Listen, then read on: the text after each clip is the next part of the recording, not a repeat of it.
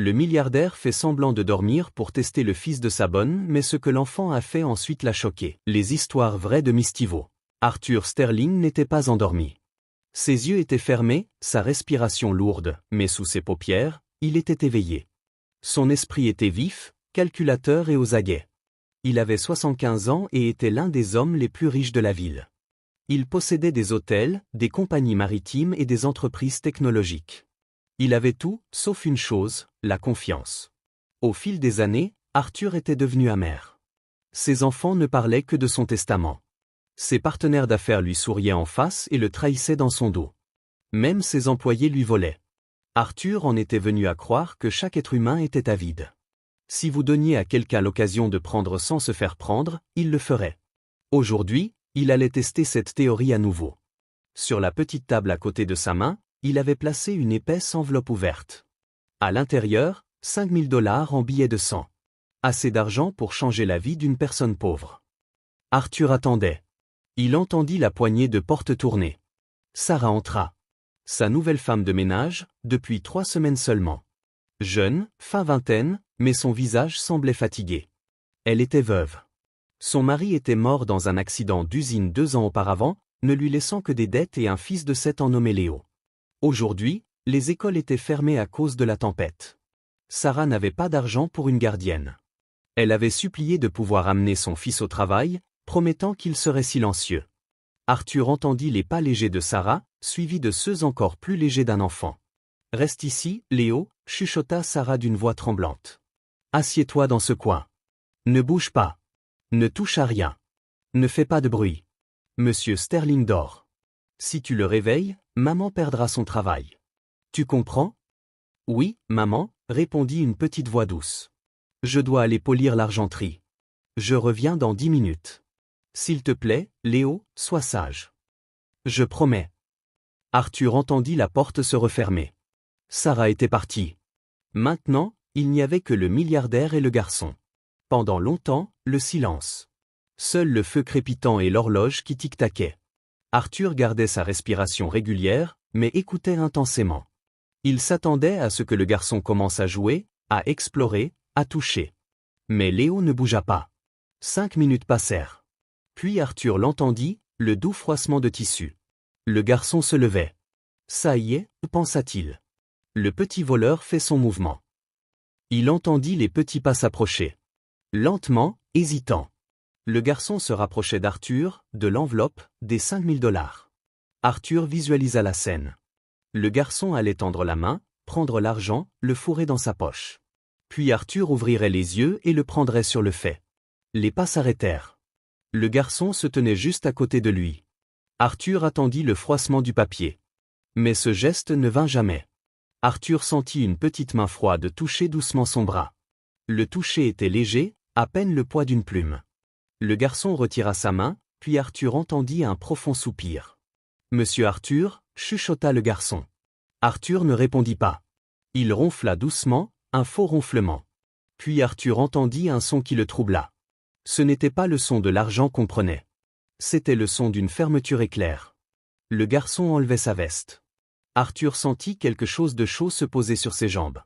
C'était la veste du garçon, un coupe-vent bon marché et humide, placé sur ses genoux comme une couverture. Léo lissa la petite veste sur les jambes du vieil homme. « Vous avez froid » murmura Léo. « Maman dit que les personnes malades ne doivent pas avoir froid. » Le cœur d'Arthur manqua un battement. Ce n'était pas dans le scénario. Puis Arthur entendit un froissement sur la table. Mais l'argent ne bougea pas. L'enveloppe était simplement déplacée, mais pas prise. Arthur risqua d'ouvrir son œil gauche, juste une fente minuscule. Ce qu'il vit le choqua. Léo se tenait près de la table. Un petit enfant maigre avec des cheveux en désordre et des vêtements de seconde main. Ses chaussures usées au bout. Mais son visage était rempli de concentration. Léo avait remarqué que l'enveloppe pendait au bord de la table. Il l'avait simplement poussée vers le centre pour qu'elle ne tombe pas. Puis Léo vit le carnet en cuir tomber au sol. Il se pencha, le ramassa, l'épousseta et le plaça doucement sur la table. « En sécurité maintenant » chuchota Léo. Le garçon retourna dans son coin, s'assit et ramena ses genoux contre sa poitrine. Il frissonnait légèrement. Il avait donné sa seule veste au milliardaire. Arthur resta allongé là, son esprit complètement vide. Pour la première fois en 20 ans, il ne savait pas quoi penser. Il avait tendu un piège pour un rat, mais il avait attrapé une colombe.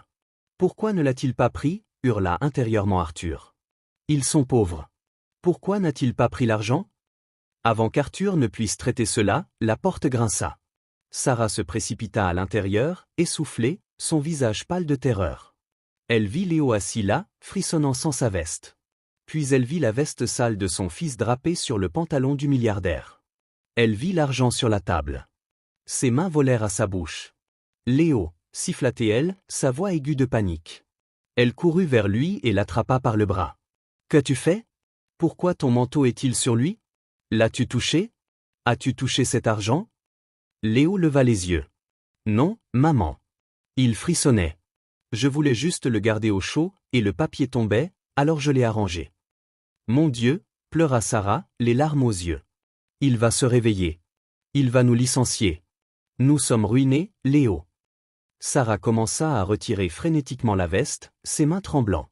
Je suis désolée, je suis tellement désolée, chuchotait-elle.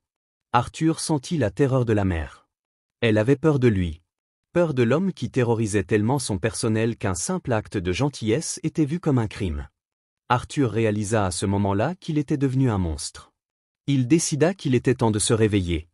Arthur laissa échapper un gémissement et bougea dans son fauteuil. Sarah se figea, serra Léo contre sa poitrine et recula vers la porte.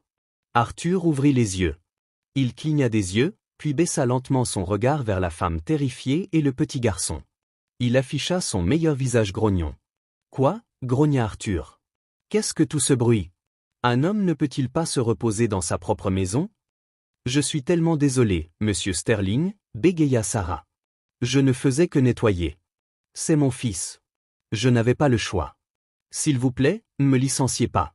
J'ai besoin de ce travail. Arthur les fixa. Il regarda l'enveloppe d'argent sur la table, exactement là où Léo l'avait poussée. Il se redressa et prit l'enveloppe, la tapotant contre sa paume. Garçon, tonna Arthur. Léo jeta un coup d'œil de derrière la jambe de sa mère. Oui, monsieur. Viens ici, ordonna Arthur. Sarah serra l'épaule de Léo. Monsieur, il ne voulait pas. J'ai dit, viens ici. Léo s'éloigna de sa mère et marcha lentement vers le fauteuil, ses petites mains tremblant. Il s'arrêta devant Arthur. Arthur se pencha en avant, son visage à quelques centimètres de celui du garçon. « As-tu mis ta veste sur moi ?» demanda Arthur. Léo déglutit. « Oui, monsieur. »« Pourquoi ? Je suis un étranger et je suis riche. J'ai un placard plein de manteaux. Pourquoi me donnerais-tu ta veste ?» Léo baissa les yeux, puis les releva. « Parce que vous aviez l'air d'avoir froid, monsieur. Et maman dit que quand quelqu'un a froid, on lui donne une couverture, même s'il est riche. Le froid, c'est le froid. » Arthur fixa le garçon. « Le froid, c'est le froid. » Une vérité si simple. « Comment t'appelles-tu, mon garçon ?»« Léo, monsieur. » Arthur hocha lentement la tête. Il regarda l'argent dans sa main. Le test n'était pas terminé. Il voulait en savoir plus. Arthur fourra l'argent dans sa poche intérieure. « Tu m'as réveillé ?» grogna Arthur. « Je déteste être réveillé. » Sarah laissa échapper un sanglot. « Nous partons, monsieur. »« Non, » dit Arthur sèchement. « Vous ne partez pas. »« Nous partons, monsieur, » répéta Sarah, attrapant la main de Léo. « Arrêtez. » La voix d'Arthur claqua comme un fouet. Sarah se figea et se retourna lentement. « Je n'ai pas dit que vous pouviez partir. » Arthur pointa un doigt vers le fauteuil. « Regardez ceci. » Sarah regarda. Il y avait une petite tache humide sur le tissu. « Mon fauteuil, » dit Arthur. « C'est du velours italien importé. Il coûte $200 le mètre, et maintenant il est ruiné. »« Je vais le sécher, monsieur, » bégaya Sarah. « Je vais chercher une serviette. » « L'eau tache le velours, » mentit Arthur. Il se leva, s'appuyant sur sa canne. « Il doit être restauré professionnellement. Cela coûtera 5 cents. » C'était la deuxième partie du test. Il voulait voir si la pression briserait leur lien. Sarah regarda la tache, puis Arthur. Des larmes coulaient sur son visage. « Monsieur Sterling, s'il vous plaît. Je n'ai pas 500 $. S'il vous plaît, prélevez-le sur mon salaire. Je travaillerai gratuitement. Ne faites simplement pas de mal à mon garçon. » Arthur baissa les yeux vers Léo. Et toi, qu'as-tu à dire pour ta défense? Léo fit un pas en avant. Il ne pleurait pas. Il fouilla dans sa poche. Je n'ai pas 500 $, dit doucement Léo, mais j'ai ça. Léo ouvrit ses petits doigts. Au centre de sa paume se trouvait une petite voiture jouet cabossée. Il lui manquait une roue. La peinture était écaillée. Mais la façon dont Léo la tenait, on aurait dit qu'il tenait un diamant. C'est Eddie le rapide, expliqua Léo. C'est la voiture la plus rapide du monde. Elle appartenait à mon papa avant qu'il ne parte au paradis. Maman me l'a donnée. Sarah halta. Léo, non, tu n'es pas obligé. Ça va, maman, dit bravement Léo. Il leva les yeux vers Arthur. Vous pouvez avoir Eddie le rapide pour payer le fauteuil. C'est mon meilleur ami. Mais vous êtes en colère et je ne veux pas que vous soyez en colère contre maman. Léo plaça la voiture jouet cassée sur la table en acajou. Arthur fixa le jouet. Il avait l'impression de ne plus pouvoir respirer. Il regarda l'argent dans sa poche, des milliers de dollars. Puis il regarda la petite voiture à 3 roues. Ce garçon offrait son bien le plus précieux pour réparer une erreur commise par gentillesse. Il abandonnait la seule chose qui lui restait de son père pour sauver l'emploi de sa mère. Le cœur d'Arthur, gelé pendant tant d'années, se fendit grand ouvert. Il réalisa que ce garçon, qui n'avait rien, était plus riche qu'Arthur ne le serait jamais. Arthur ramassa la petite voiture. Sa main tremblait. « Tu me donnerais ceci pour un fauteuil mouillé? » « Oui, monsieur, dit Léo. »« Est-ce suffisant ?» Arthur ferma les yeux. Il pensa à ses propres fils qui ne l'appelaient que pour de l'argent. Il ne lui donnait jamais rien.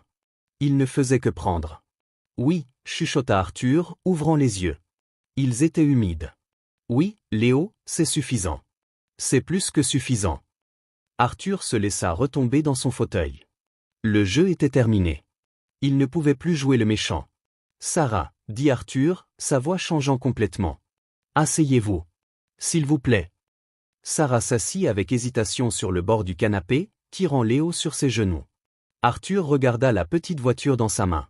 « J'ai une confession à faire, » dit Arthur. « Le fauteuil n'est pas ruiné.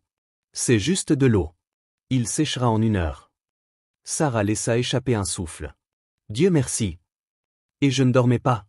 Les yeux de Sarah s'écarquillèrent. « Vous ne dormiez pas? » Non. Je faisais semblant. J'ai laissé cet argent sur la table exprès. Je voulais voir si vous le voleriez. Je voulais vous prendre en flagrant délit. Sarah sembla blessée. Vous nous testiez? Oui, admit Arthur. Je suis un vieil homme amer. Je pensais que tout le monde était un voleur. Je pensais que tout le monde avait un prix. Il pointa un doigt tremblant vers Léo. Mais lui, il n'a pas pris l'argent. Il m'a couvert parce qu'il pensait que j'avais froid. Et puis il m'a offert la voiture de son père. Arthur essuya une larme. J'ai perdu mon chemin. J'ai tout cet argent, mais je suis pauvre. Vous n'avez rien, mais vous avez élevé un roi. Arthur se leva, marcha vers la cheminée et se retourna. Le test est terminé, et vous l'avez réussi, tous les deux. Il sortit l'épaisse enveloppe d'argent et la tendit à Sarah. Prenez ceci. Sarah secoua la tête. Non, monsieur. Je ne veux pas de votre argent. Je veux juste travailler. Prenez-le, insista Arthur. Ce n'est pas de la charité. C'est une prime. C'est un paiement pour la leçon que votre fils vient de m'enseigner. Sarah hésita, regardant les chaussures usées de Léo. S'il vous plaît, dit doucement Arthur. Achetez au garçon un manteau chaud. Achetez-lui de nouvelles chaussures. Prenez-le. Sarah tendit une main tremblante et prit l'enveloppe. Merci, monsieur Sterling. Ne me remerciez pas encore, dit Arthur, un sourire touchant ses lèvres pour la première fois depuis des années. J'ai une proposition pour toi, Léo. Léo leva les yeux. Pour moi? Oui. Je vais garder Eddie le rapide. Il est à moi maintenant. Tu me l'as donné. Le visage de Léo s'affaissa, mais il hocha la tête. D'accord. Un marché est un marché. Mais je ne peux pas conduire une voiture avec 3 roues. J'ai besoin d'un mécanicien, quelqu'un pour m'aider à réparer les choses ici, quelqu'un pour m'aider à me réparer moi-même. Arthur s'agenouilla pour être au niveau des yeux du garçon. Léo, aimerais-tu venir ici tous les jours après l'école? Tu peux t'asseoir dans la bibliothèque, faire tes devoirs, et apprendre à ce vieux grincheux comment redevenir gentil. En échange, je paierai tes études jusqu'à l'université. Marché conclu? Léo regarda sa mère. Sarah pleurait, couvrant sa bouche de ses mains. Elle hocha la tête. Léo regarda Arthur et sourit. Marché conclu. Il tendit sa petite main. Arthur Sterling, le milliardaire qui ne faisait confiance à personne, prit la petite main dans la sienne et la serra. 10 ans passèrent. Le manoir Sterling n'était plus un endroit sombre et silencieux. Les rideaux étaient toujours ouverts, laissant le soleil entrer. Le jardin était plein de fleurs. Par un dimanche après-midi, la bibliothèque était pleine de gens.